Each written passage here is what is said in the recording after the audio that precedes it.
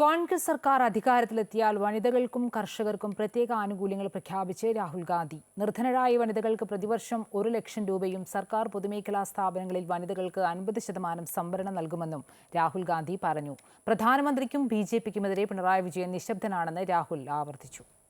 തിരുനക്കര പഴയ bus stand മൈതാനത്ത് നടന്ന പൊതുസമ്മേളനത്തിൽ രാഹുൽ ഗാന്ധിയുടെ പ്രസംഗം പരിഭാഷപ്പെടുത്തിയത് സ്ഥാനാർത്ഥിയായ ഫ്രാൻസിസ് ജോർജ് തന്നെയായിരുന്നു. രാജ്യത്തെ ദേശീയ മാധ്യമങ്ങൾ ഗൗരവമുള്ള വിഷയങ്ങൾ ജനങ്ങളിലേക്ക് എത്തിക്കുന്നില്ലെന്നും സാമ്പത്തിക അരക്ഷിതത്വത്തിൽ ബഹുഭൂരിപക്ഷവും കഴിയുമ്പോൾ എങ്ങനെയാണ് ഭാരതം വൻശക്തിയാണെന്ന് പറയാൻ കഴിയുക എന്ന് രാഹുൽ ഗാന്ധി ചോദിച്ചു. How can we talk about being a superpower? Our farmers are screaming for help.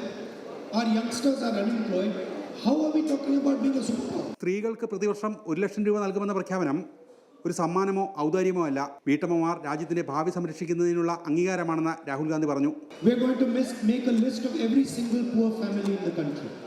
We are going to choose one woman from each family, poor family, and then automatically every year we will put 1 lakh rupees into her bank account. 8,500 rupees every single month. 1 lakh rupees a year will go directly into the woman's bank account. Of course, the money will be spent for the family, but the woman will decide how the money is going to be spent.